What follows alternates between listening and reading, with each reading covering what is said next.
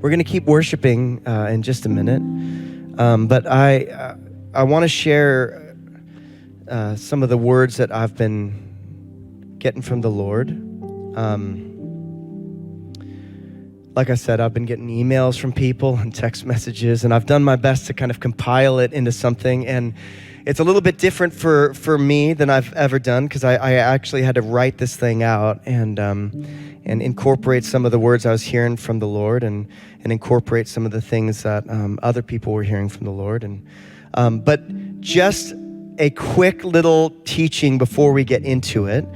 What is prophecy? What is the prophetic? A few years back, I used to go on tour pretty often, and one of the nights, one of the things about being on tour is it's like you do the same thing every single night. So you kind of get to this point where you're like, okay, I know exactly what's going to happen tonight,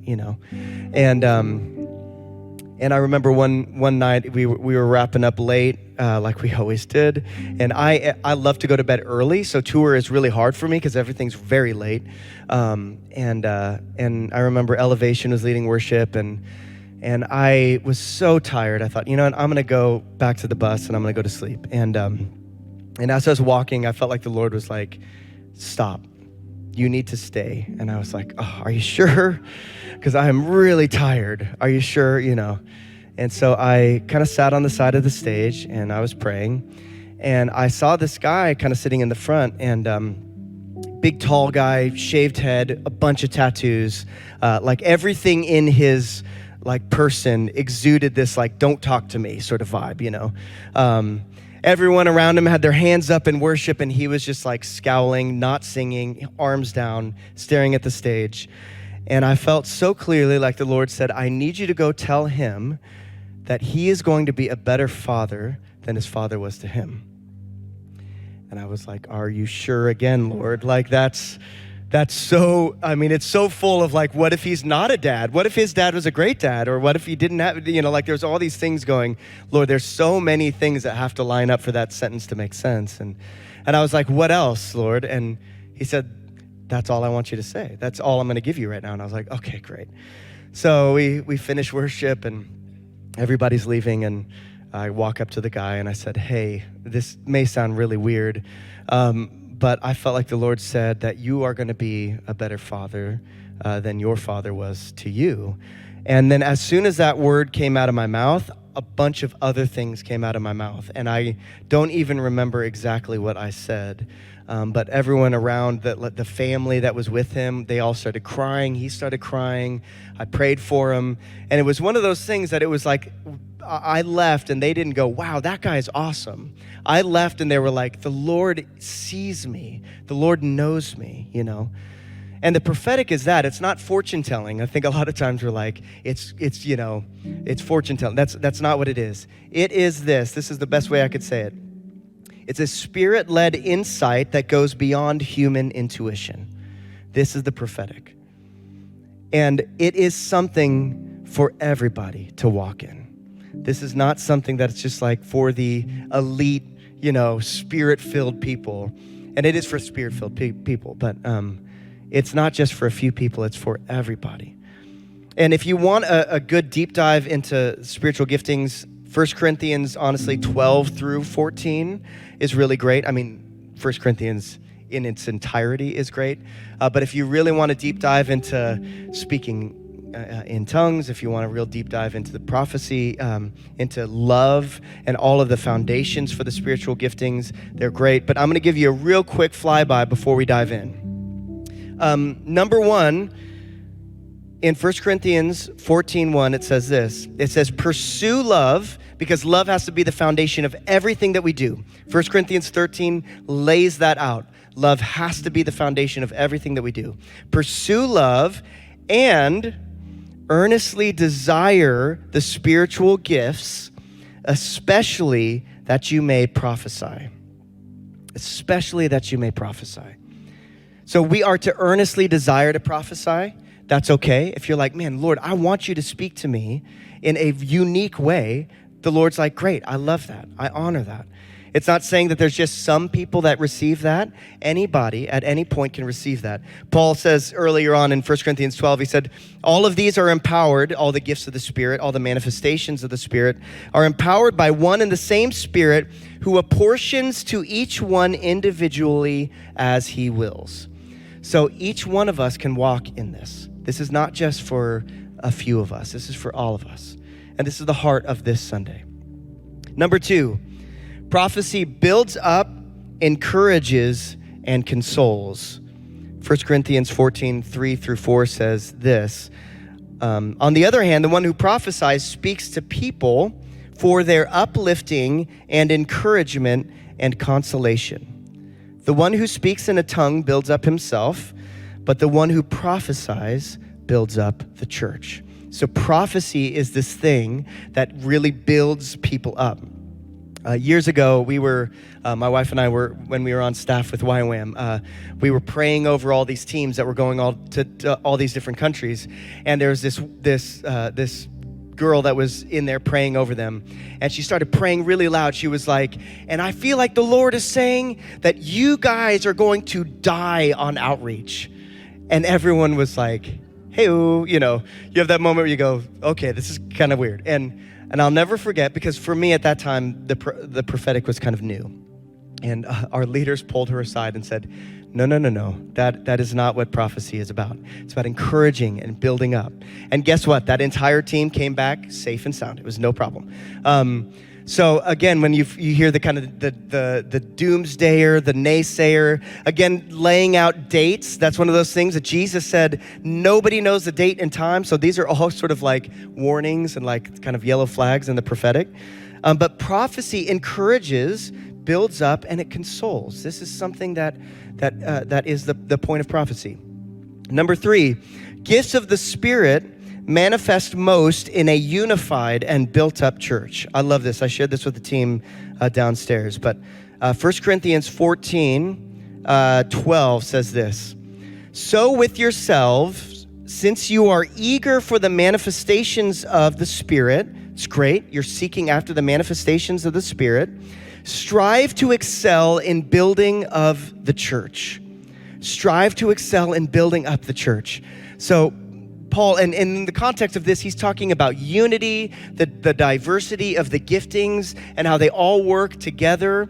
And for Paul, he's going, look, if you want the manifestations of the Spirit, then invest into unity in the church. And out of that bedrock, you're going to find some really beautiful things. And I think nowadays, there is a little bit of this sort of religious spirit, I don't know how else to say it, of people that are saying, if only the church was doing this and there would be more passionate manifestations if we did X, Y, and Z.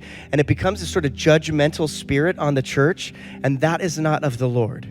The heart of unity, the heart of connecting with everybody in the church, that is the bedrock for the manifestations of the Spirit. And it's actually such a beautiful and at ease place to be. Like, we just have to love each other, be unified, and whenever the Lord speaks, we just say yes, right? And from that foundation, the gifts of the Spirit emerge. And then number 4, prophecy needs to be orderly. So 1 Corinthians 14, 29-33 says this, let 2 or 3 prophets speak, let the others weigh in on what is said. If a revelation is made to another sitting there, let the first be silent. For you can all prophesy one by one, so that all may learn and be encouraged. And the spirits of the prophets, this is important, the spirits of the prophets are subject to the prophet. For God is not a God of confusion, but of peace. So what does all that mean? That means we're not chaotic, we're not everybody's just like saying whatever they want at any time. This is why whenever somebody stands up in the middle of a service and they go, thus saith the Lord, I automatically don't believe them immediately, because I'm going, you are not following a biblical layout for how we do this, So we don't interrupt each other. We don't do that. We do it one at a time. We do it orderly. But the spirits of the prophets are subject to the prophets. So what does that mean? That means you have self-control, basically. Paul's going, you have self-control. If you're hearing something from the prophetic, you don't have to just blurt it out and say it, So these are the ground rules. Again, 1 Corinthians 14, if you want a deeper dive into that. But we are, as a church, this is what we're doing. We are eagerly desiring the gifts of the Spirit, especially prophecy. And prophecy is one of those things that Paul says it's a sign to the unbeliever. It's one of those things that's revealing of the heart. So like I said with that guy, when I walked up to him, I revealed some hidden things in his heart, and he walked away, didn't know my name, didn't care to know my name.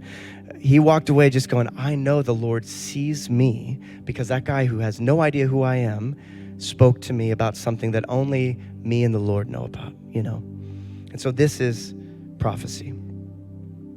Now, I think right now the voice of the prophet is really important in the church. This year, something I'm feeling very uniquely, and I'm going to read what I'm feeling for this year in just a minute. We need to be listening to the prophets. And I don't mean you just YouTube, hey, prophetic word over 2023. You're going to hear a lot of wild things if you do that. Some of those might be great and grand, but we are here. We're in a church, right? This is our church. This is our community. And the people that you know around you and the people that you know that are prophetic, listen to what they're telling you, because right now is really important. And yes, prophecy can be abused. Yes, prophecy, I've seen it go awry, but we cannot throw the baby out with the bathwater. There's something that is just unavoidable in terms of what the Lord is revealing to prophets, and so we have to listen. I've been having prophetic dreams the last few years, and it is not a normal thing for me. I don't normally have prophetic dreams. Actually, the first one that I ever had was in 2020. It's the very first dream that I ever had. And as I was looking back, I was looking at it this morning, and I'm like, I think there's been, basically I get one prophetic dream a year. Every year I go, okay, yeah, that was that prophetic dream. A couple months ago, I had one of those dreams, and it was very, very simple, but it kind of unleashed something in me. And if you were here a few months back, I came up and I interrupted worship and I said something along the lines of this. But I had a dream that I was talking to Mark Buckley. And if you want to know what's going on in life, you talk to Mark Buckley, because he's the founding pastor of this church, and he knows what's going on, and he's close to Jesus and he's close to the Spirit. But in my dream, I walked up to Mark and I said, Mark, what do you see coming in the next 5 years? And it's so funny even that I said that phrase, what a funny phrase. I said, what do you see coming in the next 5 years? And Mark in the dream, he looked at me and he said, don't you remember that prophetic word I shared with you earlier? And in the dream, immediately, I knew what he was talking about. And I said, Isaiah 21? And Mark said, yes, and Isaiah 27. And I said, okay. And I woke up and I immediately was like, I got to go read Isaiah 21 and 27. And I got coffee first, because that's what I need to do in the morning. I got coffee first, and then I read Isaiah 21. And this is what it says.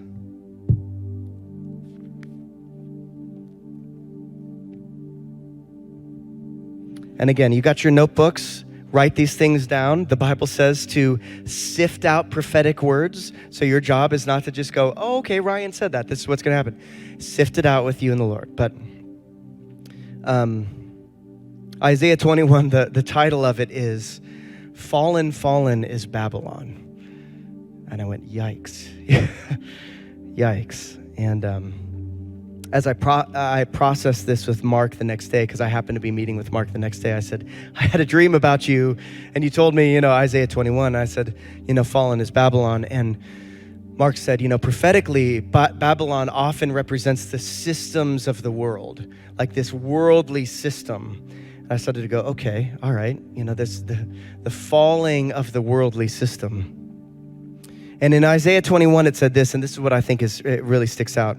In Isaiah 21, in verse 6, it says, go set a watchman and let him announce what he sees. Again, I think this is a prophetic image of the prophets right now. Like, it's very important to say, okay, what are you seeing? What's coming down the pike, And it says this later on in verse 11, it says, watchman, what time of the night? Watchman, what time of the night? Because it's kind of poetic the way that it writes it. And the watchman says, morning comes and also the night. And I felt very clearly like the Lord was saying, morning comes, but also the night. So there are hard things ahead, but there's beautiful things ahead too. There's hard things ahead, but there's beautiful things ahead too. Isaiah 27 says it's the redemption. The title of it is The Redemption of Israel. And it is far more optimistic and far more hopeful. And I felt like the Lord gave me this kind of dualistic sort of word of there is something hard that's going to face the world. I don't know how else to say it. Something hard that's going to face us in this next season. But the Lord is going to be with us, and out of it is going to be something very beautiful. And the night is coming, but also the dawn.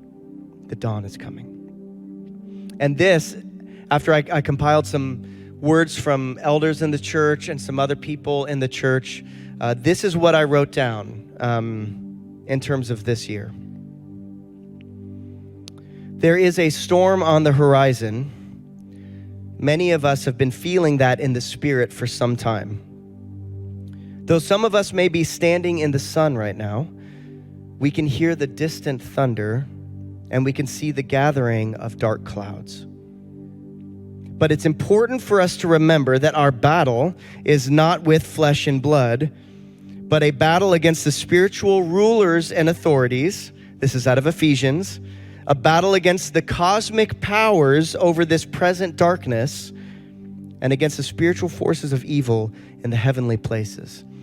That's in Ephesians 6. Ephesians, for whatever reason, stuck out a lot to us. And David, even when he sent some prophetic stuff to the team, wrote Ephesians in there. But our battle is not against flesh and blood. It's not primarily a political battle. We are in a spiritual battle right now, and we're feeling it. We're feeling it. The storm is the collision of the light and truth of Christ against a spiritually anemic and immature culture tossed to and fro by every new idea. A culture deceived by lies so clever, they sound like truth. Lies that would carry us all away if it weren't for the wisdom and discernment of the Spirit, which we need to cling to like a raft in these stormy seas. And I wrote Ephesians 4. Ephesians 4, I think, is really important for us, especially in the NLT. For whatever reason, I read it in the NLT, and it said it that way, that there are lies so clever that sound like truth. And I was like, oh yeah, that seems like the times we're in. We live in serious times that require a serious faith, a faith grounded in the truth of Jesus and seasoned with the joy of the Spirit. God is seeking in these times devoted disciples and worshipers in spirit and in truth. Disciples that praise him affectionately and trust him completely. That was a word that I had gotten from Nick this morning. Disciples that have a lamp full of anointing and spiritual strength of the Lord so that we could be ready for any season. As these times heat up, which I feel like the times are going to heat up, as the times heat up, the dross will be burned away from the devoted disciple. A refining that may be painful at first, but will eventually bring new life to a weary heart. I really felt that. Like there's a burning away of something that's just not right in each one of us. It's going to be a little bit painful, but what it's going to actually do is bring refreshing over our weary heart. Because we're holding on to something that's not of the Lord, and we got to let it go. A refining that may be painful, yep. And after the refining, there will be a refreshing of the Spirit as in a cool river. Worship will be the overflow of the refining. Joy will be the overflow of the worship, and a resilient peace will be the overflow of your joy. I just felt this order of like refining, worship, joy, peace. And as you're refined, your response is worship. And from the worship, the gift to us from the Holy Spirit is joy and peace. But all of this strength and preparation are not simply to help us survive. Like we're not just trying to hunker down and like crawl down into our bunkers. That is not what it's about. We are strengthened for a mission. Each one of us is called to preach the gospel in and out of season. This is not just for the professionals, quote unquote. It is for each and every believer in Jesus, the saints equipped for the work of the ministry. The church is shifting, not just Living Streams, but I think the church. I know that sounds pretty bold, but I feel that change coming. The church is shifting from come and see to go and do. I said this at Fam Night. I still firmly believe it. The church is shifting from come and see and go and do. And what happens at work matters. What happens in your home matters. What happens in your neighborhood matters. The church isn't a building. It's the manifestation of God here on earth. It's his hands and feet. It's not found in big crowds and famous people. It's found in the simple everyday walk of a devoted follower of Jesus, impacting the sphere of influence around them. And against this, the gates of hell will not prevail. The gates of hell will not prevail against that. Nick said this. He felt like this was the year, the word he wrote is the year to spend it all in 2023. Actually, Nick, do you want to come up here and share it?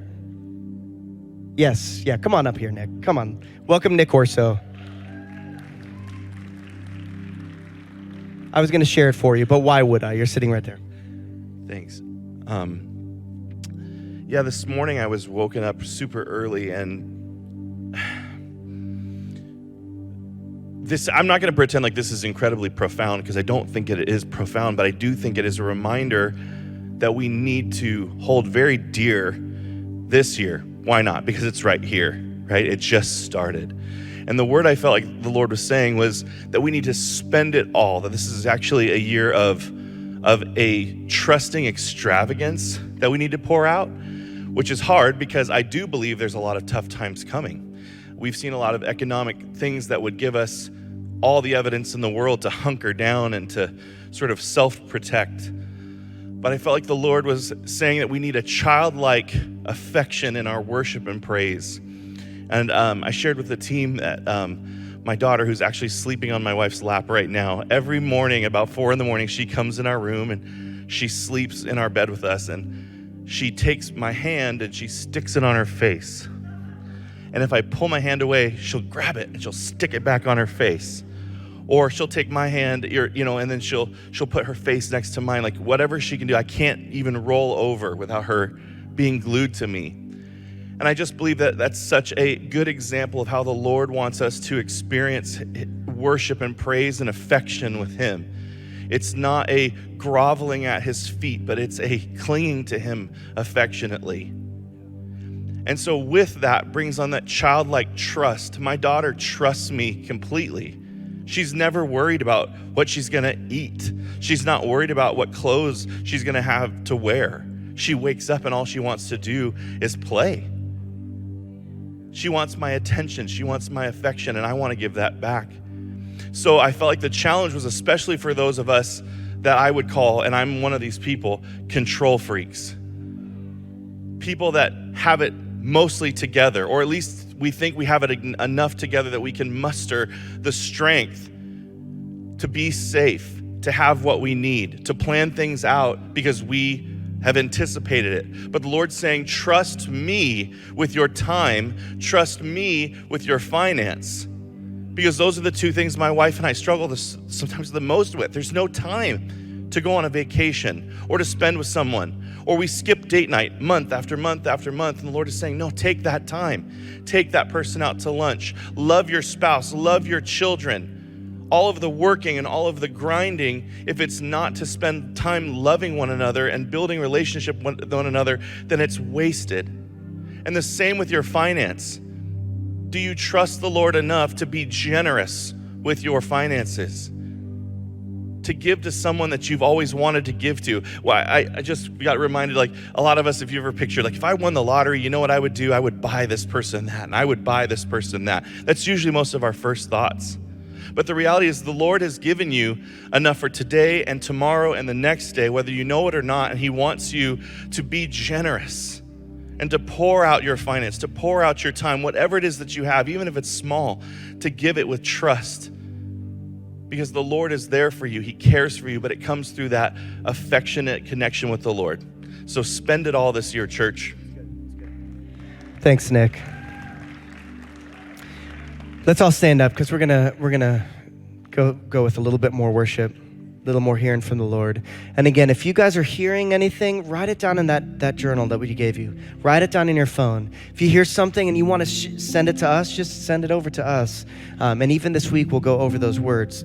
But I felt just a couple of things as we go into worship. I felt like some of you are lost and confused. And you're feeling like you're far from the devoted disciple that you used to be. And this is the word I felt for you. The Lord wants you to know today that He isn't done with you. He isn't shelving your giftings and God-breathed dreams, but He is telling you to set aside every hindrance and run to His calling with abandon. It was a phrase I heard from the Lord, and then I had to Google it to make sure I was using it correctly. I was like, with abandon, Lord? Yes, with abandon. Just like you're throwing everything behind you and you're just running after it. So for some of you that feel like, man, there was this yesterday that I was so devoted to God, but I just feel like I don't have it now. The Lord is going, now is the time. Run after the Lord with everything you've got. Then there was another person that I pictured. Some of you are weighed down with sin and need to walk in the light. And again, prophecy is given to build up, encourage, and console. So this is the encouragement. Just know that now is the time. There is an abundance of grace in the Lord. And there is a lighthearted freedom that He desires for you, but it will never be found in the world. I think it's part of the refining that the Lord wants us to do. And to not judge one another, but to create an atmosphere where we can confess our sins to one another, not so that we could shame each other and wag our finger, but so that we can have freedom and run. Because what the Lord is going to do in 2023 is going to require that light-weighted and light-hearted running. Jesus, we thank you that you're with us. We're thankful that you speak to the church, Lord, and that the church is not built on people that are just very powerful and say all the right words. And that's not what your church is built on. It's built on us. Very imperfect people that you've called to be your hands and feet. And we humbly just lay down before you. We lay our hands before you. And we ask that you would move in our church and that you would use us this year in a brand new way. And as a foundation for any of that, we worship you. And right now we worship you, Jesus. Yeah, let's worship.